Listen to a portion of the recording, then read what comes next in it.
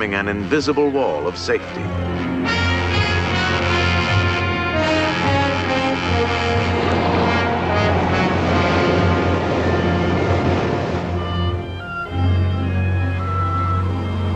The storm is over.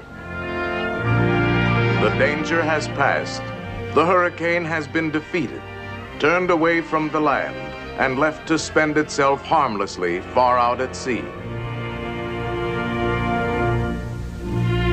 In the world of tomorrow, weather control will enrich and safeguard our daily lives. In the foreseeable future, we will conquer more than violent storms. We will turn the destructive elements of today into new sources of power, shaping the land on which we live. All mankind will benefit.